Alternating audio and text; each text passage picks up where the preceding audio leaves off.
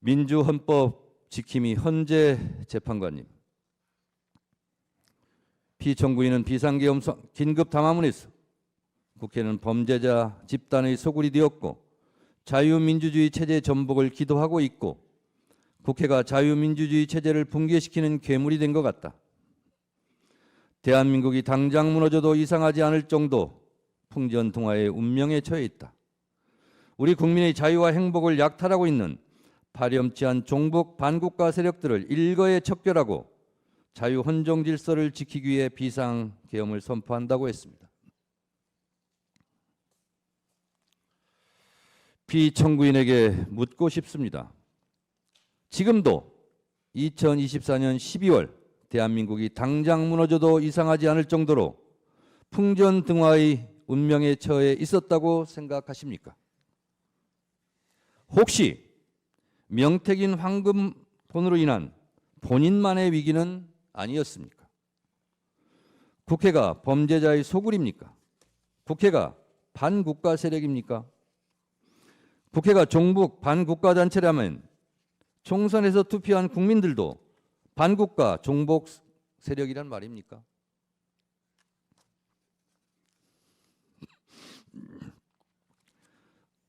국가 예산 편성권은 행정부에 있고 예산심의 의결권은 국회의 권한입니다. 용처를 소명하지 못해 국민 혈세 낭비로 지목되었던 검찰 특수활동비를 삭감했다고 계엄을 한다면 과학기술 분야 R&D 예산을 대폭 삭감한 피청구인은 누가 응징해야 합니까?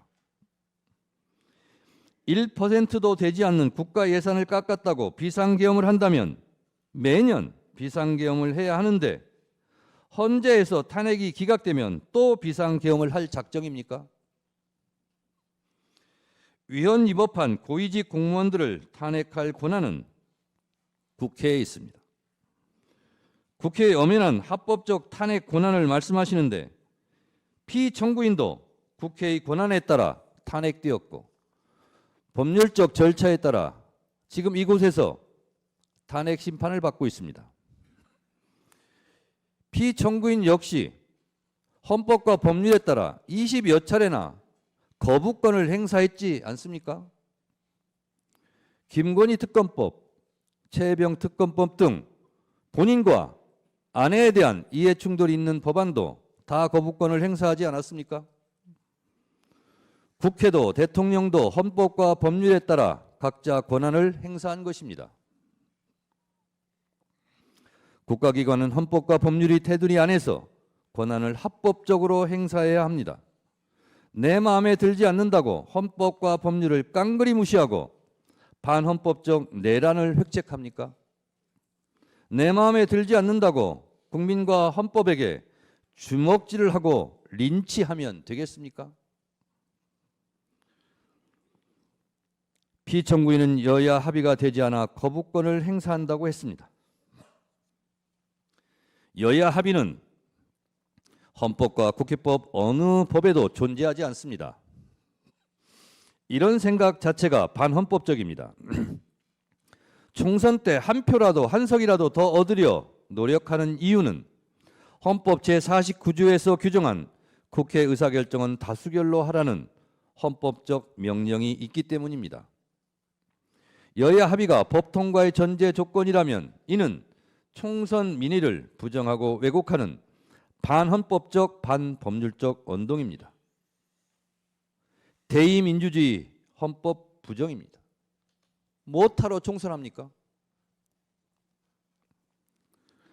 존경하는 재판관님, 피청구인은 경고성 계엄이고 아무 일도 일어나지 않았다고 가상현실에 있는 사람처럼 말합니다. 본인은 체포 지시를 하지 않았다며 전 국정원 홍장원 1차장과 전 곽종근 특전사령관의 공작이라고 주장합니다. 누구보다 피청구인에게 충직했던 두 사람이 무슨 이유로 피청구인을 모함한다는 말입니까? 피청구인으로부터 직접 지시를 들은 사람이 두 사람만의 증언도 아닌데 들은 사람들 모두 공작에 가담했다는 것입니까? 이게 가능합니까? 국회 내란 국조특위에서 노영훈 방첩사 수사실장은 군사경찰의 미결 수용소라는 정상적인 구금시설이 있음에도 비원 벙커를 확인하는 것 자체가 정상적이지 않았다고 증언했고, 김대우 전 방첩사 수사단장은 이재명, 우원식, 한동훈 3명에 집중하라는 지시를 받았느냐는 질의에 네! 라고 분명하게 답했습니다. 또한 이곳 재판부에서 유일하게 직권으로 채택한 증인인 조성현 수방사 제1경비단장은 역시 내부에 들어가서 의원들을 끌어내라는 지시를 들었다고 똑똑히 증언했습니다. 피청구인 측의 의원을 요원으로 둔갑시키려는 꼼수는 실패했습니다. 설령 야당이 종북 반국가 단체라서 그 주요 인사들을 체포해 구금하려 한 것이라면 집권 여당 한동훈 대표는 왜 체포하려 한 것입니까? 결국 피청구인은 반국가 세력이라는 허울을 씌워 내 마음에 들지 않는 인사들의 씨를 말려버리려 했던 것은 아닙니까? 이들을 모두 수거하고 영구 집권을 꿈꿨던 것 아닙니까? 노상원 수첩은 또 무엇입니까? 노상원 수첩 잠자리 폭발물 화학약품 치밀한 수거 계획이라는 섬뜩한 내용입니다. 살해 암시, 노상원 수첩의 문재인, 유시민 등 500명 확인 사살, 정치인, 법조인, 방송인, 스포츠인 전방위 겨냥, 포승줄로 수집수 보내, 모든 좌파 세력 붕괴. 언론 보도의 제목들입니다. 평생 축구밖에 모르는 차범근 감독은 왜 해치려 했습니까? 차범근 감독은 저는 축구를 사랑하고 축구가 아닌 다른 일이나 가치에 대해선 관심과 욕심이 없다. 내 이름이 그 수첩에 왜 적혀 있는지 황당하고 놀라울 따름이라며 저는 평화와 사랑, 행복 같은 말들이 내 삶에 채워지는 노년을 보내고 싶다고 말했습니다. 이제 몽상에 빠져있던 권력자가 무너뜨리려 한 평화로운 일상을 회복해야 합니다.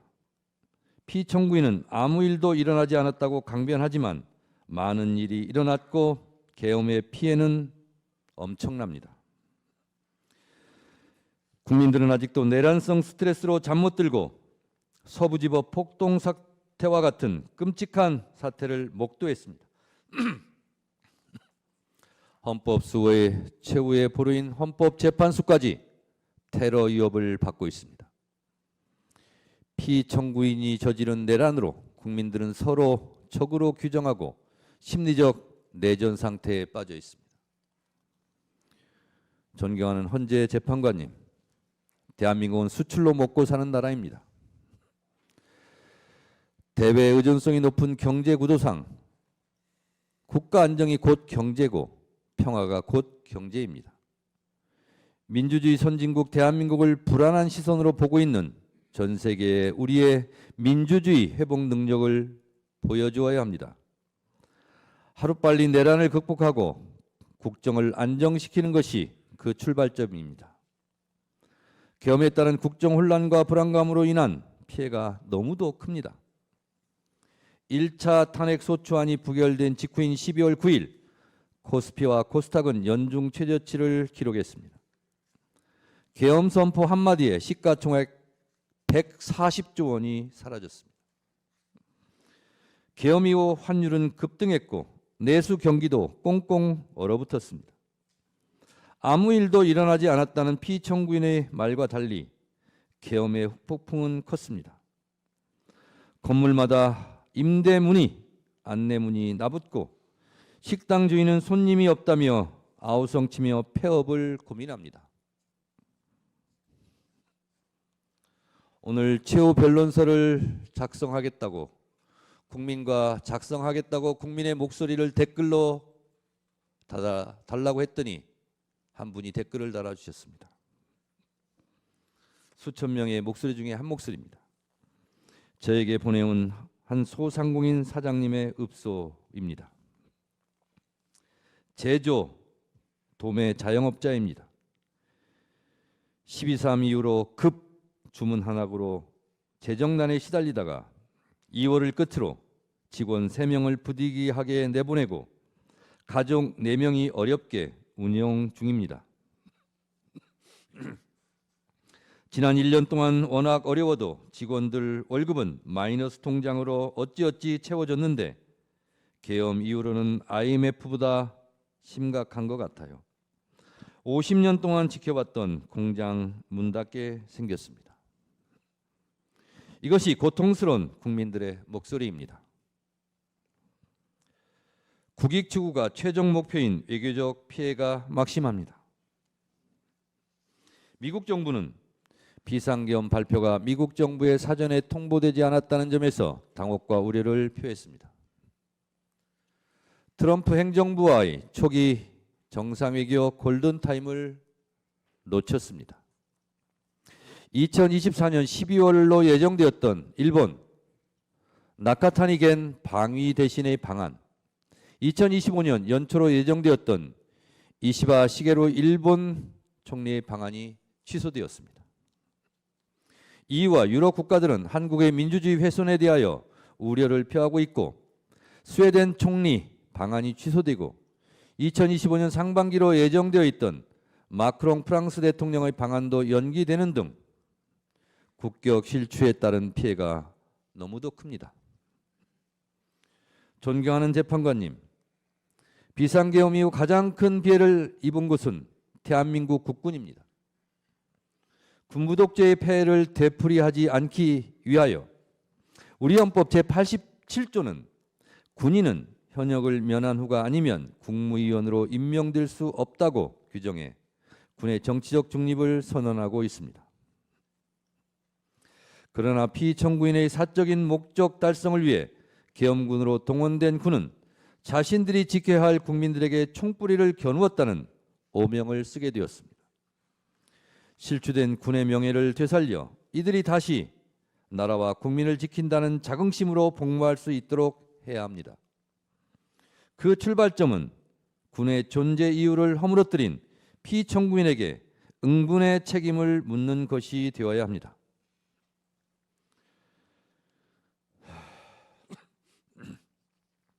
존경하는 헌법재판관님들, 저는 12월 3일 밤 10시 50분경 비상계엄 긴급 속보를 보고 살떨리는 두려움을 안고 국회 후문 담장을 넘었습니다.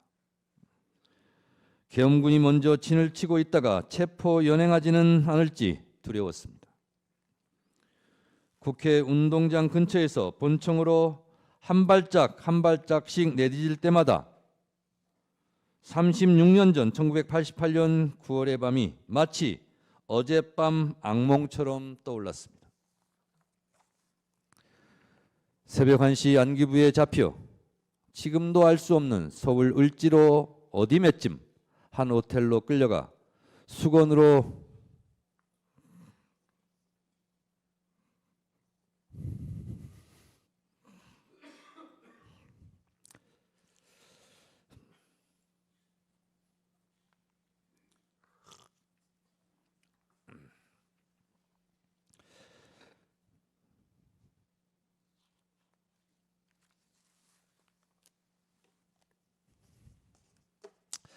수건으로 눈을 가린 채 속옷 차림으로 4시간 동안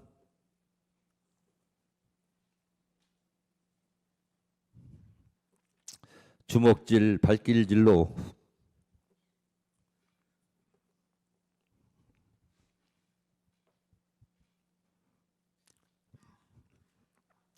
고문 폭행을 당했습니다. 살아있음이 고통이었습니다. 언론에 보도된 노상원 수첩대로 시행되었다면 수많은 사람들이 죽음을 피하지 못했을 것입니다.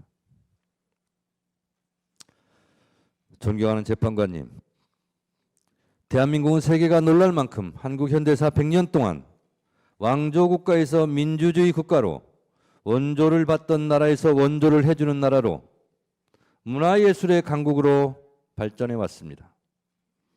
지금 이 시각에도 코리안 드림을 꿈꾸며 지구촌 곳곳 한국어 학당에서 한국어를 배우려는 사람들이 줄을 서고 있습니다. 정치, 경제, 외교적으로도 대한민국은 유수의 민주주의 선진국이 되었고, 군사적으로도 세계 6위의 강대국이 되었습니다. 백범 김구 선생이 꿈꾸었던 문화가 꽃피는 나라가 되었습니다. 우리 국민들은 그동안 외국의 어떤 나라도, 북한도 감히 흔들 수 없는 나라라고 자부해 왔습니다. 이런 자랑스러운 나라에서 현직 대통령에 의해서 국회가 계엄군에 의해 침탈당하고 정적을 제거하기 위해 친위 쿠데타를 일으키는 끔찍한 일이 생길 줄은 꿈에도 상상할 수 없었습니다.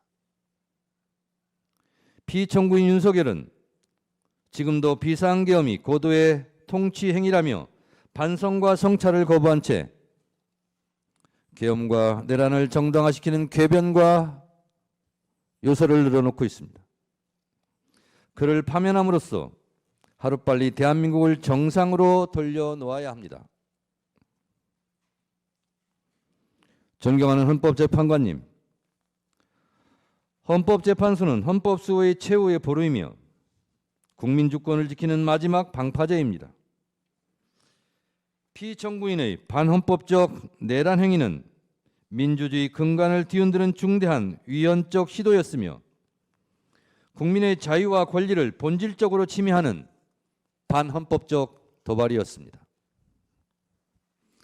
피청구인은 군 통수권자로 부여받은 막강한 권한을 남용하여 군과 경찰을 사유하는 중대한 위헌 행위를 저질렀습니다. 아직도 부정선거 음모론의 포로가 되어 총선 결과로 구성된 국회를 부정하고 있습니다. 탄핵이 기각되면 국정을 어떻게 이끌어 가겠다는 등 허무맹랑한 변명과 시건을 잠시 후에 들을지도 할지도 모르겠습니다.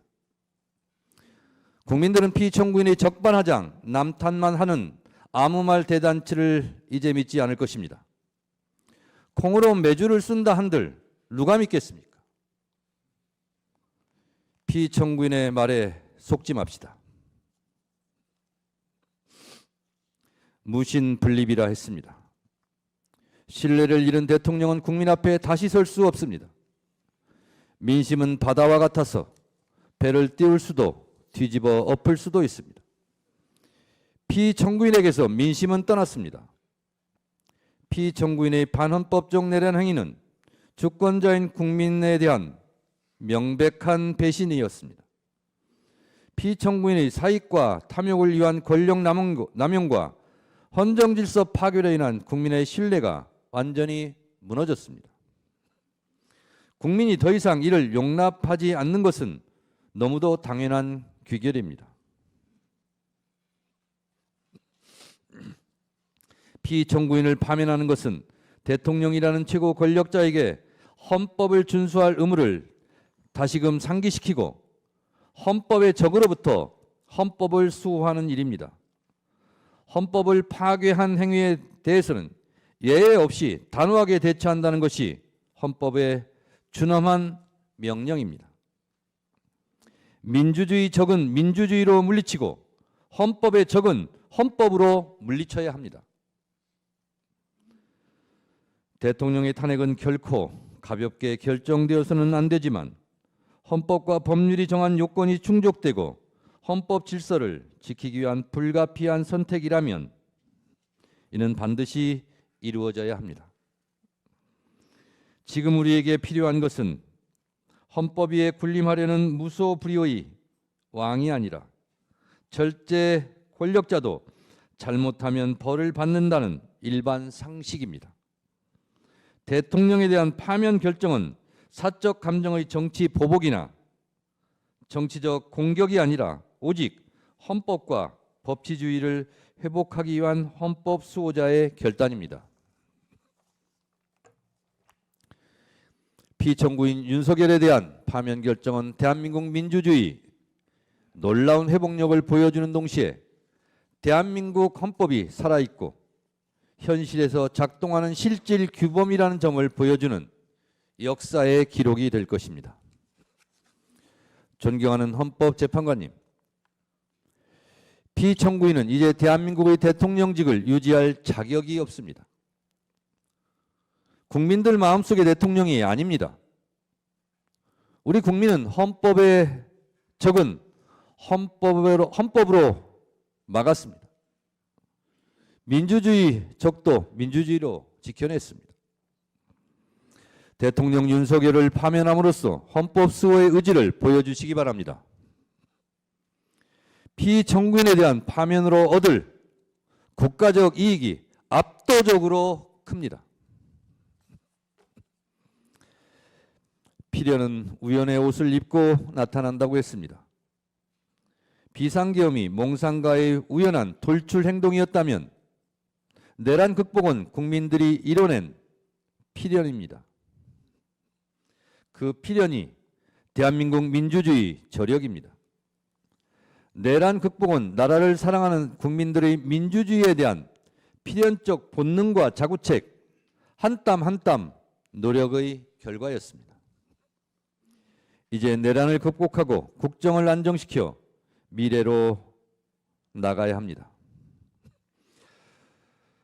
더 좋은 민주주의, 더 넓은 민주주의 광장에서 K민주주의가 만발하고 빛의 혁명으로 국민적 에너지를 한데 모아 골고루 잘 사는 나라, 잠시 멈춘 외교 안보 국방이 튼튼한 나라, 평화로운 한반도, 경제와 문화 예술이 함께 발전하는 코리안 드림을 국민과 함께 꿈꾸며 다시 전진합시다. 피청구인의 비이성적 반역사적 비상계엄은 일어나지 말았어야 할 비현실적 망동이었지만 하느님이 보호하사 우리나라 만세입니다. 헌법과 나라를 사랑하는 국민들이 애국가를 자랑스럽게 부를 수 있도록 민주주의와 헌법 수호를 위하여 피청구인 윤석열을 하루라도 빨리 신속하게 만장일치로 파면해 주시기 바랍니다. 동해물과 백두산이 마르고 닳도록 하나님이 보호하사 우리나라 만세. 무궁화 삼천리 화려강산 대한사람 대안으로 길이 보전하세. 최후 변론의 끝을 영상으로 마무리하겠습니다. 경청해 주셔서 감사합니다. 친애하는 국민 여러분, 반국가 세력들을 일거에 척결하고 자유 헌정 질서를 지키기 위해 비상계엄을 선포합니다. 찬성 190인 중 찬성 191로서 비상계엄 해제 요구 결의안은 가결되었음을 선포합니다. 이제 비상계엄 선포는 무효입니다. 따라서 국경은 즉시 국회 경내를 나가 자신의 자리로 돌아가기 바랍니다.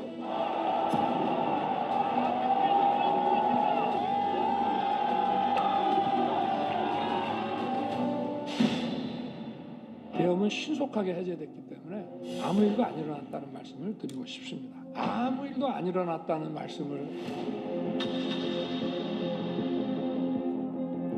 올해 한국 경제는 사면 초과 위기 속에 수출마저 가시밭길로 주가가 2,400선까지 밀렸고 지난 12월 취업자 수가 46개월 만에 감소세로 돌아섰는데 사람이 일 안 했어요. 작년에 비해서 한 30% 정도 줄었다고 보시면 돼요. 저도 여기 지금 가게를 내놓은 상태예요.